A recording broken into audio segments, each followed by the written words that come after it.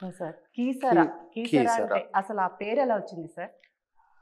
అంటే దీనికి పౌరాణిక స్థల హ్మ్. మహాత్మ్యాలు చెప్పుకోవడం వేరు. హ్మ్. కీసర అనేది సాధారణ గ్రామనామమే. హ్మ్. కానీ కొంతమంది దాన్ని కేసరి అని పలకడం. కేసరి. హ్మ్. కేసరి హనుమంతుని పేరు మీదుగా అదే అక్కడ గుట్ట వెలిసిందని చెప్పుకోవడానికి. హ్మ్.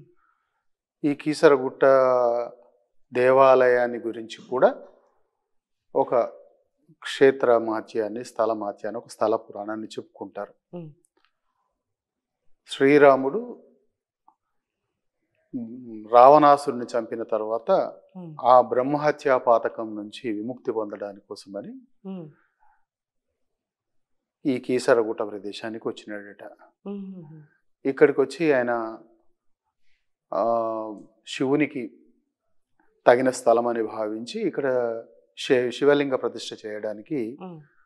హనుమంతుడిని కాశీకి వెళ్ళి హ్మ్. ఒక ప్రశస్తమైన లింగాన్ని తీసుకురమ్మన్నాడట. హ్మ్.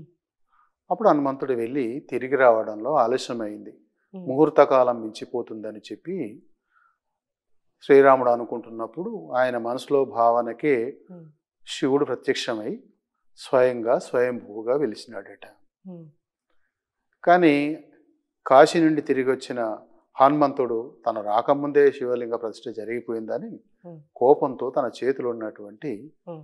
108 లింగాలను విసిరేసినాడట. 108 లింగాలు. ఉమ్. హ్మ్. అంటే ఈ గుట్ట మీద 108 లింగాల ప్రతిష్ఠ ఉందని చెప్పటం. హ్మ్. ఇప్పుడు ఉమ్. అంటే అక్కడ వాళ్ళు ప్రతిష్ఠించింది కాకుండా 108 మరి అంటే అన్ని గలు చెప్పండి. అంటే హ్మ్. ఇప్పుడు మనకు చెప్పే కథలో ఉన్నది. ఆ! అసలు హ్మ్. బయట జరిగినది ఏంటి అనేది హ్మ్. కావాలి మనం. హ్మ్.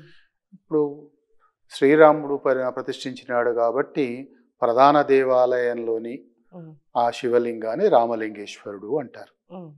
ఎక్కడైనా విష్ణుకుండిల కాలంలో కట్టినటువంటి శివాలయాల్లో రామలింగేశ్వరుడు అని పేరు రావడం ఒక ఆనవాయితీగా వస్తుంది. హ్మ్. కీసరగుట్ట మీద కూడా రామలింగేశ్వరుడే, హ్మ్. రామేశ్వరంలో కూడా రామలింగేశ్వరుడే. హ్మ్. అంటే ఎవరు ప్రతిష్ఠిస్తే వాళ్ళ వాళ్ళ పేరు పేరు. మీదుగా హ్మ్. రామేశ్వరం అంటాం దాన్ని కదా. ఈశ్వరుడు వేరు, రాముడు వేరు, కానీ అవును. రామేశ్వరం. అవును. ఎందుకంటే రాముడు ప్రతిష్ఠించిన లింగం ఉంది కనుక రామేశ్వరం. హ్మ్. అట్లా గ్రామపులో ఉన్నటువంటి శివలింగాన్ని ప్రతిష్ఠ చేయించింది, దేవాలయం నిర్మాణం చేసింది హ్మ్. కాకతీయ ప్రధాని సేనాని అయినటువంటి రుద్రసేనాని. హ్మ్. ఆయన చేయించినాడు కాబట్టి దాన్ని రుద్రేశ్వరాలయం. హ్మ్. ఇట్లా ఎవరు ప్రతిష్ఠిస్తే హ్మ్. వాళ్ళ పేరు మీద ఆలయాలు అనేది ఒక ఆనవాయితీ సంప్రదాయం.